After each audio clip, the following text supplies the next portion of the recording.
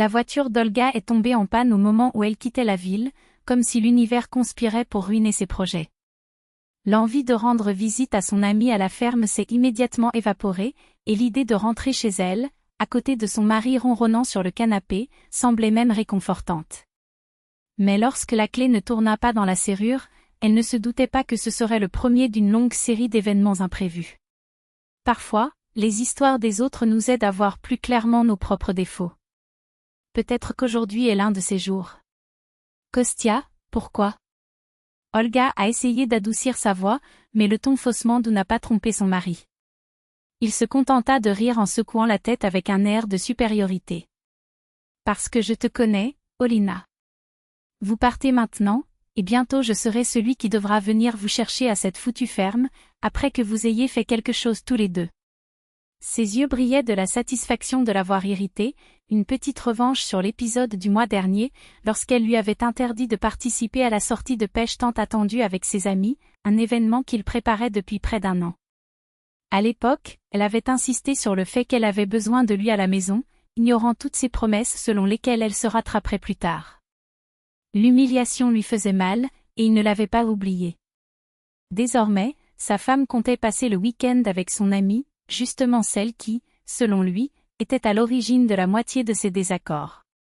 La dernière fois qu'Olga est allée à la ferme, elle s'est retrouvée enfermée seule dans la chambre d'amis pendant qu'Irina s'amusait avec son voisin dans la ville voisine. En gémissant au téléphone, elle le supplia de venir la chercher et il le fit, non sans en vouloir. Comment puis-je oublier une scène pareille? Sa conscience ne le permettrait pas. Tu m'as supplié d'y aller le 2e jour, et j'ai tenu bon, se souvient-il en croisant les bras. Maintenant c'est mon tour. La voiture est à l'atelier et vous n'avez besoin d'aller nulle part. Quelle différence cela fait-il où vous allez boire du vin et manger un barbecue? Ça fait une différence, oui. Olga a roulé des yeux. Ta mère se met à chanter ses chansons déprimantes après le 2e verre, et j'ai l'impression que ma tête va exploser. Kostya a ri. C'est vrai, elle adore boire un verre. Avant, j'accompagnais même à la guitare, c'était devenu un show complet. Il soupira, nostalgique. Le répertoire est triste, mais ce sont des détails. Kostya adorait ses chansons, Olga, non. Elle les tolérait par amour, du moins c'est ce qu'elle disait. Ce n'est pas juste, grognetait-elle. Je ne veux pas passer le week-end avec tes parents. Je veux voir Irina. Et je voulais aller à la pêche, mais tu ne m'as pas laissé faire. Il haussa les épaules. Considérez cela comme un compte à rendre, chérie.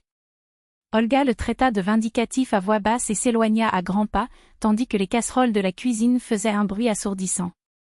Kostya a décidé de sauter le dîner. Il ne le savait pas, mais sa femme préparait déjà une issue et, pour le distraire, elle prétendait que le conflit avait été oublié. Lui, trop confiant, dormait comme une bûche. Même un canon ne parvenait pas à le réveiller, et cela jouait en faveur de ses plans. Toujours dans la pénombre de l'aube, Olga se glissa hors du lit en avançant prudemment pour ne faire aucun bruit. Le sac, caché parmi les vêtements d'hiver dans le placard, était déjà rempli.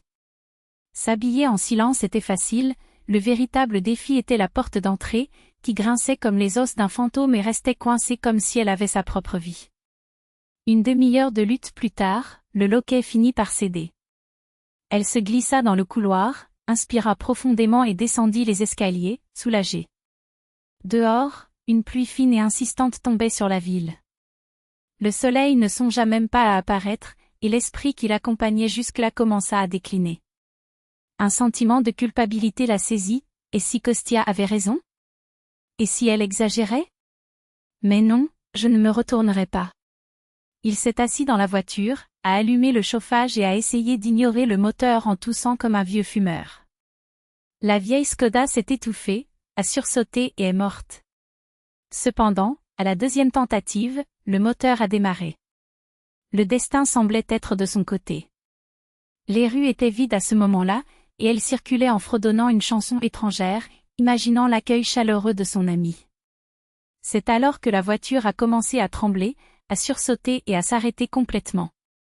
Pendant un instant, elle continua d'appuyer sur l'accélérateur, comme si la force de sa volonté pouvait le faire avancer. Quand la réalité est arrivée, le désespoir a pris le dessus. Juste aujourd'hui? Tout à l'heure, alors qu'il était presque hors de la ville?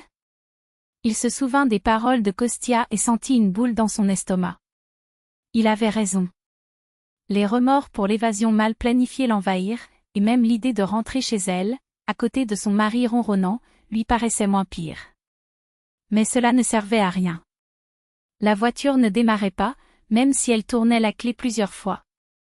1 heure plus tard, entre l'appel de la dépanneuse, le suivi de la remorque jusqu'à l'atelier et le retour à la maison, la fatigue a pris le dessus. Je voulais juste m'allonger et dormir. Mais lorsqu'il a essayé d'ouvrir la porte, la clé n'a pas pu entrer. Ce n'était pas seulement le loquet qui était coincé, il ne rentrait tout simplement pas. Il poussa la poignée, frappa à la porte, regarda par la fente, mais il n'y avait aucun doute, soit le mécanisme était définitivement cassé, soit quelqu'un l'avait remplacé. Kostya. Kostya, ouvre cette porte. A-t-il crié au téléphone, mais l'appel a été interrompu tous les 2 mots. Quoi? Je n'écoute pas. Où es-tu? Sa voix s'éteignit dans un grincement. Je suis là. La porte ne s'ouvre pas. La serrure s'est cassée. La panique a pris le dessus. Et s'il avait volontairement changé la serrure? Et si, après sa fuite, il avait décidé qu'il ne voulait plus d'elle? Après tout, l'appartement lui appartenait, elle n'avait que les vêtements. Et s'il les avait emmenés chez sa mère? L'appel à sa belle-mère a confirmé ses pires craintes. Qu'est-ce qu'il y a maintenant? La voix de la femme semblait irritée. Kostya n'est-il pas passé par là? Vous n'avez rien laissé? C'est arrivé. Il a laissé un sac rempli de ses affaires. Un soupir dramatique. Olga, quand vas-tu arrêter avec ces bêtises? Si tu étais mon fils, je t'aurais mis dehors depuis longtemps. Les larmes coulaient de manière incontrôlable. La journée se détériorait, la pluie ne s'arrêtait pas, l'ambiance se détériorait, et maintenant même Kostya semblait avoir perdu patience. Et il avait raison. Cela faisait des mois qu'elle évitait sa belle-mère, trouvant des excuses pour ne pas la voir. Il lui a interdit d'aller à la pêche par pur égoïsme, il a fait une scène d'enfant gâté. Elle s'est comportée comme une ingrate. Il descendit les escaliers de l'immeuble et s'arrêta, se rappelant trop tard, la voiture n'était plus là. La pluie tombait sans pitié, le ciel, gris et lourd, reflétait son humeur. Il a sorti son téléphone portable pour appeler un taxi et a ensuite vu le message de Kostya. Le son était coupé depuis la veille. J'ai oublié d'allumer le son. En lisant les paroles de son mari, son cœur, un oiseau fragile, tremblait dans sa poitrine, prêt à s'envoler et à disperser la tempête qui l'oppressait. Regarde, la datcha de mes parents. La connexion ici est mauvaise. La serrure est définitivement cassée, le serrurier l'a changée. J'ai oublié de laisser tes clés. Désolé, je sais que tu as tout rassemblé pour Irka. Si tu changes d'avis, tu sais où nous sommes. Le cœur s'est calmé. Il appelle un taxi au même instant et se jette vers la maison de sa belle famille, comme si chaque seconde perdue était une trahison de plus. Et eux, comme s'ils l'attendaient depuis des années, l'ont accueilli à bras ouverts, dans des câlins qui impliquaient non seulement son corps, mais aussi la culpabilité qu'elle portait. Ils l'assirent à table, lui déposèrent dans les mains une assiette de viande succulente et un verre d'alcool fait maison, l'enveloppant dans la chaleur d'un tricot qui sentait l'enfance et le pardon. Kostya, debout près du grill sous l'auvent, sourit silencieusement alors qu'elle, s'effondrait. Les larmes coulaient sans crier gare, non pas par faiblesse, mais par le poids de la révélation, je les avais presque perdus. Ces gens l'aimaient comme une fille, ils l'attendaient, ils supportaient ses absences en silence. Et elle? Il avait l'intention de les échanger contre un « ami » qui ne l'avait approché que par intérêt, une relation vide de sens qui ne méritait même pas le nom d'amitié. Pendant ce temps, son mari. Quel homme incroyable était-il? Pas un mot de désapprobation, juste un regard de tendresse et aucun jugement. Il l'a toléré, respecté, lui a pardonné et elle, en retour, l'a dépeint comme un tyran pour justifier ses évasions. La honte lui brûlait la gorge et les larmes coulaient de manière incontrôlable. C'est alors que sa belle-mère se déplaça comme un tourbillon autour d'elle, s'essuyant le visage, murmurant des mots qui n'avaient pas besoin d'être dits. Son beau-père lui versa un autre verre d'alcool et Kostia. Kostia s'assit simplement à côté d'elle, l'attira vers lui et resta là, immobile, jusqu'à ce que le rythme de sa poitrine rattrape le sien. Pas besoin d'expliquer, murmura Voroshka, mais il comprit. Il la serra encore plus fort contre lui. J'ai oublié les clés, mentit-elle en s'essuyant les yeux. La machine est tombée en panne. Ou plutôt, j'ai réalisé que je voulais juste être avec toi. Laissez Irka se débrouiller dans sa datcha, après tout, ce n'est pas si merveilleux que vous abandonniez tout pour elle. Kostia se tourna vers sa belle-mère, un sourire jouant sur ses lèvres. Maman, que dirais-tu d'un toast? La vieille dame s'est immédiatement réjouie. Allez, Olia. Buvez avec nous.